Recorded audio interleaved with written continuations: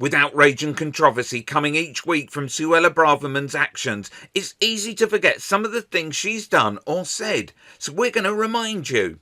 I mean, we all remember this. So yes, I'm afraid, Madam Deputy Speaker, it's the Labour Party, it's the Lib Dems, it's the coalition of chaos, it's the Guardian reading, tofu-eating, wokerati, dare I say, the anti-growth coalition that we have to thank for the disruption that we are seeing on our roads today.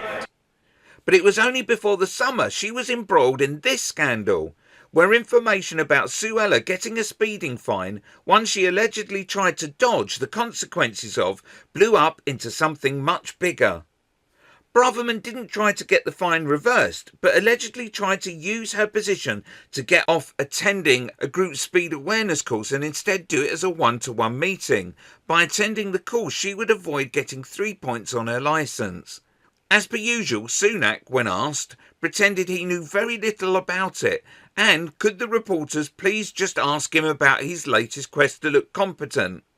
I don't know the full details of what has happened, nor have I spoken to the Home Secretary. I think you can see firsthand what I've been doing over the last day or so. But I understand that she's expressed regret for speeding, accepted the penalty, and paid the fine. Some believe Sunak was behind the leak. It's difficult to say, but here's Braverman questioned about whether or not she used her position to arrange her own one-to-one speed awareness course. In relation to your question, last summer I was speeding. I regret that. I paid the fine and I took the points.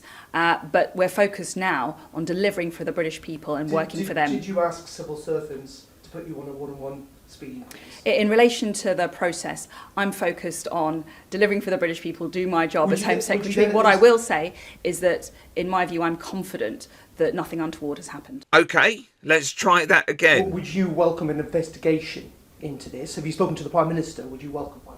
As I said, I'm focused on working as Home Secretary. That's why I'm here. I've met with victims today. I'm making a big announcement today. I'd appreciate the focus on an announcement which is standing up for victims and survivors. In relation to the speeding ticket and my fine and points, I'm very confident nothing Just very finally on this, Prime Minister. Third time lucky? But this is really important because you've broken rules before. You've had to resign for breaking the ministerial code. You've admitted now to breaking or having a speeding fine. You've accused of breaking the code for a second time. How good a look is it for a senior politician, one of the most senior politicians of the country, to be viewed as a constant rule breaker? I got a speeding ticket. I paid the fine. I took the points. In my view, nothing untoward has happened. Thank you. Finally, what better way than seeing Yvette Cooper bring this matter up in the Commons? At the heart of the Home Secretary's responsibility is to ensure that laws are fairly enforced for all. But when she got a speeding penalty, it seems she sought special treatment, a private course, and asked civil servants to help. She refused to say what she asked civil servants to do, so I ask her that again, and to also tell us whether she authorised her special advisor to tell journalists that there wasn't a speeding penalty when there was. Well, Mr. Speaker, as I've said earlier, in the summer of last year, I was speeding. I regret that. I paid the fine and I accepted the points. At no time did I seek to avoid the sanction. This is what is serious here is the priorities of the British people. I'm getting on with the job of delivering for the British people a record number of police officers, a plan to stop the boats, and standing up for crime and policing. I only wish the Labour Party would focus on the priorities too.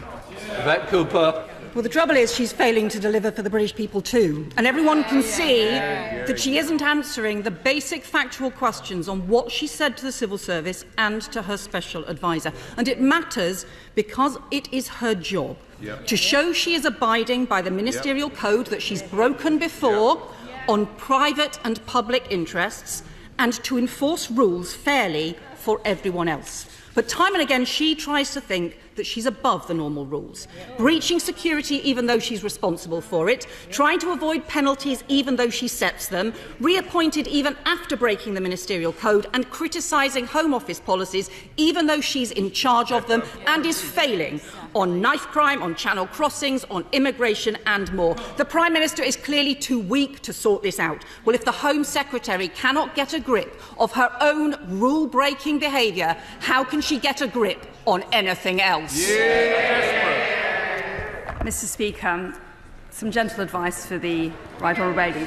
The person who needs to get a grip here is the Shadow Home Secretary and the Labour Party, because they have wholly failed to represent the priorities of the British people. When, Mr. Speaker, will the Labour Party apologise for campaigning to block the deportation of foreign national offenders? When, Mr. Speaker, will the Labour Party apologise for leaving this country with a lower number of police officers?